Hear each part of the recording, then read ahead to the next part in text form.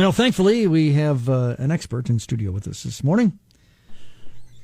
And Art Lewis, no, we're not talking about you this morning. I can't wait to hear this. Jonathan Dent. Oh? Going to put you on the spot, pastor's son. Oh. Oh, a religious overtone. Have you heard this? This just came out on the last day. That there has been a discovery of what is being described as the earliest known copy of a story about Jesus performing a miracle as a child, discovered scrawled in an ancient Egyptian manuscript.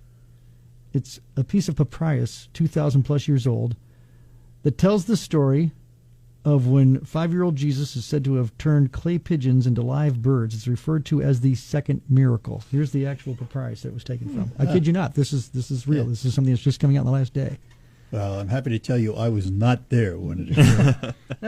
We don't have a first-hand source. Okay. It says here the clumsiness of the handwriting led researchers to believe it was likely written as part of a class exercise in a school or religious community in 4th or 5th century Egypt, which was a Christian society in those times. I want to know how they got all of that out of that torn and frazzled piece of papyrus. Well, you take that one piece and you piece together some other stories. This says here, this is thought to have been written around the 2nd century as part of the infancy gospel of Thomas. I must tell you, I'd like to think I'm pretty faithful and know a little bit and heard some stories. I'm not the best, but I have never heard of the Infancy Gospel of Thomas, IGT, which is a book detailing Jesus of Nazareth's use that was ultimately excluded from the Bible. I feel like There were quite a few books that were excluded from the Bible due to not being able to be corroborated, or there's a whole mess of reasons. Yeah. And that I've heard of, but I don't think I've ever heard of a reference to, because there's always been that mystery about, so Jesus is born and now suddenly he's 30 years old. What happened in between? Well, there is the account of when he's estimated to have been 12 and in the temple when his parents left him, go for the feast, and they leave him. Yeah. I sit here as a young Jewish kid from New York. We excluded all these. That's why I went to the pastor's son. And they also it's being referred to as the second miracle.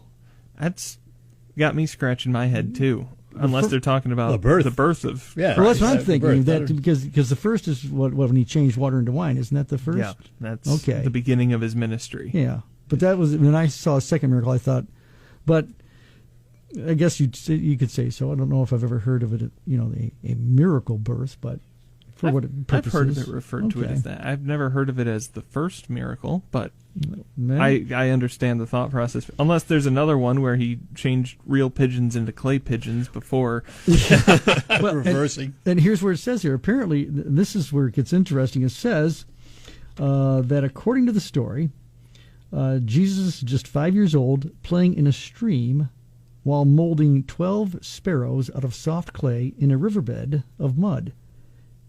Daddy Joseph comes along, sees what he's doing, and he scolds Jesus and asks why he would be molding clay on the Sabbath, the holy day of rest and worship. In response, Jesus orders the clay figures to take flight, and the clay birds turn into living birds and fly away. So he was, when he did the first one, the water to wine, he was quoted as saying, "Baruch atah Adonai Eloheinu melech haolam borei pri hagafen," which roughly means that's the prayer for wine. It's the only one I remember, and I don't drink. What I want to know. So if this is, taking it as gospel, no pun intended. So what the story doesn't tell us is Dad scolds Jesus for doing something. Jesus disobeys Dad. So where are the consequences? Well, you don't know that. It doesn't tell us. They have to find the other piece of paper. Apparently. Or did Joseph see what Jesus did and went, "That's my boy." Okay. All right. Yeah. All right.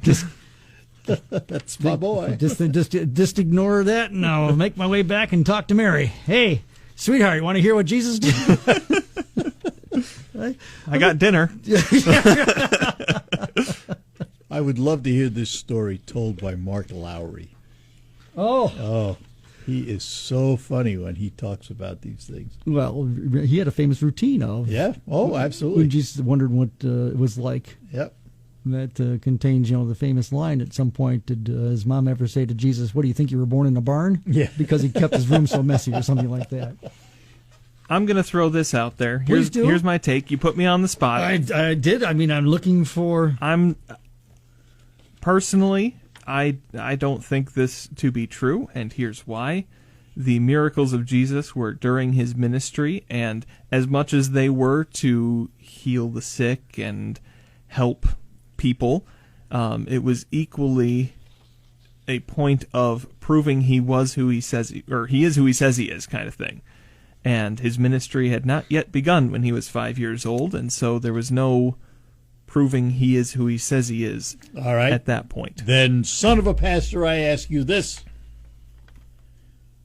Before he started proving himself, at what age did he discover he had these powers? Do we know that? No. We do not, but we... So at 5, could he not have discovered possible. his powers? It is possible, and I don't know that there was any discovery. We know that by 12-ish, we don't know the exact age of that account of Jesus talking with the teachers in the temple.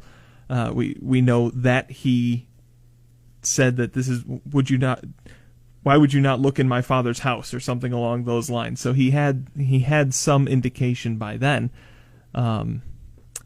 Glad you brought this up, Charlie. I'm not a pastor. I'm a son of a pastor. I'm fascinated just because, again, it's just I was looking online, and for what I can tell, it just came out in the last day or so. Might make for some interesting church talk this weekend. Maybe. Although, if you can't make it, Church talk. You've just experienced church here on the morning too. So. Give me an amen. And we're going to pass the hat. Well, who's collecting? Well, it does take money to make this show work. So this is, again, coming out of researchers. This is at the Faculty of Theology that's being referenced here at Humboldt University. Just so you know, about in Hamburg State and University Library in Hamburg, Germany. So that's where apparently this piece of papyrus has been there. But it was just... And they just figured out what it said. So they just figured out, they were researching it, and they realized that they saw the word Jesus in the text, which they had not realized before. And one thing led to another, and that's how they made the definition. Well, you can decide for yourselves, but there it is. We throw it out there, and thank you very much for your insight. I'm trying to think of a punchline for this. I can't. No. So. There's no punchline. Just an amen. It's interesting. The whole story was for the birds.